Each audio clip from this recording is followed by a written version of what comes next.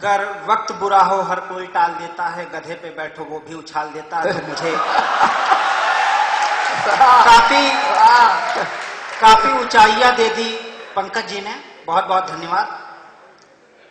तालियां मैं पहले इसलिए बजवा देता हूं क्योंकि कहीं समझदारी की कोई बात निकल जाए तो गड़बड़ हो जाएगी। देखिएगा, कविता आपके सामने रखता हूं। स्वागत। सर्वप्रथम तो प्रणाम कर लेता हूं, सभी ने किया, मैं नहीं करूंगा तो अशिष्ट कहलाऊंगा। काव्य जगत के विश्वविद्यालय आदरणीय सूर्य कुमार पांडे जी और सभी महाविद्यालय कॉन्वेंट स्कूलों को प्राइमरी पाठशाला रूपी कवि का प्रणाम। और देखिएगा, आपके सामने एक अवधि की कविता रखता हूं और उसके बाद फिर अपनी औकात पे आता जाता हूं। कविता इस तरह है कि द्याखा तो अंधेर हो गई, द्याखा तो अंधेर हो गई, राजनीति सवा शेर हो गई। द्याखा तो अंधेर हो गई, राजनीति सवा शेर हो गई। और जी का नाम लिखे ना आवे, जी का नाम लिखे ना आवे, वो भी देश चलाई गवा। और टेक टेक कागज पे अंगूठा, राजनीति में छाई गवा। द्याखा तो अंधेर हो गई, राजनीति सवा शेर हो गई। जी का नाम लिखे ना आवे, वो भी देश चलाई गवा। और टेक टेक कागज पे अंगूठा, राजनीति में छाई गवा।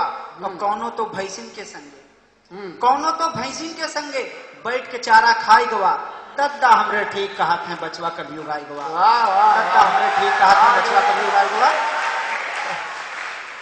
और ईमान भाग के खड़ा हुआ, ईमान भाग के खड़ा हुआ दफ्तर से कोसों दूरे पे। बाबू सब अर्जी फेंक दीन कूड़ा कचरा के घूरे पे। और जौन बचा था उसका भ्रष्टाचार आई के खाई गवा। दद्दा हमरे ठीक कहा थे बचवा कलियुग आई गवा। और राजनीति में जो भी आवा, राजनीति में जो भी आवा, राग रंग से बच ना पावा। रिश्वत का पैसा खूब खाइस, जनता का भी माल पचाइस। लेकिन जब कुर्सी पे बैठा, कुर्सी में समाई गवा। दद्दा हमरे ठीक कहा थे बचवा कलियुग आई गवा।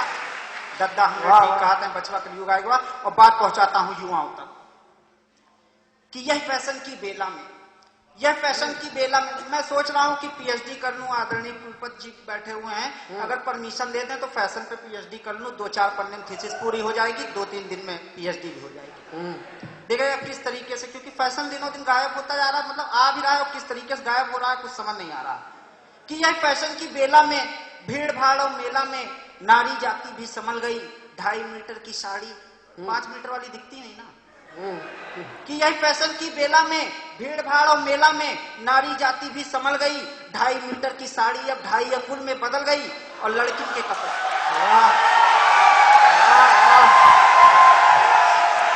कि यह फैशन की बेला में, यह फैशन की बेला में, भीड़ भाड़ और मेला में नारी जाति भी संभल गई। 2.5 मीटर की साड़ी अब 2.5 अंगुल में बदल गई। और लड़की के कपड़ा तो भैया हो गए हैं अब इतने कम, पता ही नहीं लागत है ससुरा कहाँ शुरू है कहाँ खत्म। लड़की के बहुत अच्छे देश।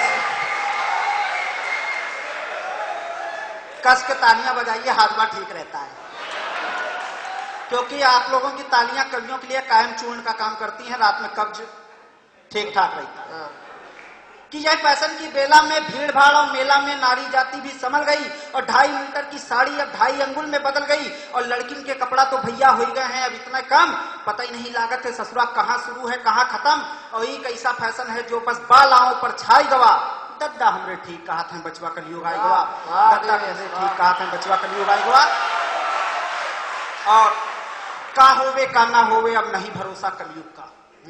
का होवे का ना होवे अब नहीं भरोसा कलयुग का। और जौनो कुछ उल्टा सीधा सब कुछ है परोसा कलयुग का। और देवेश जैसा पौड़म भी जब कवियन में गिनती पाई गवा। तो दद्दा काहे ना कही है कि बचवा कलयुग आई गवा। तो दद्दा काहे ना कही है कि बचवा कलयुग आई गवा। और हमारे पंकज जी की दाढ़ी आप लोग देखिए, जब महंगाई थी तो ये, मतलब महंगाई जब नहीं थी तो ये एकदम क्लीन शेव रहते थे। थोड़ी बढ़ी तो इन्होंने बड़ी बड़ी दाढ़ी रखी। अब आजकल हमको थोड़ा संतुष्टि रहती है कि महंगाई कम हुई है, मतलब अब ठीक। असल में जो ये दाढ़ी होती है ये भारतीय संस्कृति के उदारीकरण का प्रतीक होती है। हम हिंदी कवि होकर फ्रेंच का दाढ़ी रखते हैं, इसका मतलब कि हिंदी का ग्लोबलाइजेशन हो रहा है। हम फ्रांस में कविता पढ़ने का दे रहे, तुम नहीं पढ़ पाओगे। बिल्कुल बिल्कुल। आपकी उर्दू भी काफी अच्छी है, मुझे ज्ञान है। देखिएगा, और महंगाई का साक्षात्कार मेरे साथ कैसे हुआ, मैं आपको सुनाता हूं अपनी कविता कि महंगाई मुझे किस तरीके से मिली। महंगाई है महंगाई पूरा देश चिल्लाया, महंगाई है महंगाई पूरा देश चिल्लाया, पर मेरी समझ में कुछ भी ना आया। फिर एक दिन अपने कुत्ते के लिए नहाने का साबुन लेने गया। फिर एक दिन अपने कुत्ते के लिए नहाने का साबुन लेने गया। मैंने दुकानदार से कहा, भाई कुत्तों के नहाने का साबुन दिखाओ। मैंने दुकानदार से कहा, भाई कुत्तों के नहाने का साबुन दिखाओ। उसने दिया और 40 रुपए दाम बताया। उसने दिया और 40 रुपए दाम बताया। मैंने फिर कहा कि भाई कुत्तों के नहाने का ही साबुन दिखाओ। वो बोला, ये कुत्तों का ही है। वो बोला, ये कुत्तों का ही है, देख कर दिया है आपको। वो बोला, ये कुत्तों का ही है, देख कर दिया है आपको।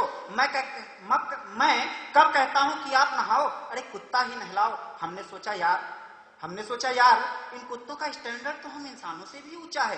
कमबख्त महीने में एक बार नहाते हैं, फिर भी इतना महंगा साबुन लगाते हैं। इन कुत्तों का स्टैंडर्ड तो हम इंसानों से भी ऊंचा है।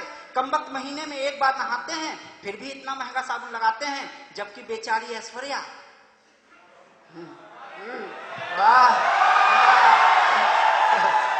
जबकि बेचारी ऐश्वर्या विश्व सुंदरी होकर भी पूरे देश की जनता को नहाकर दिखाती है, फिर भी 10 रुपए का ही साबुन लगाती है।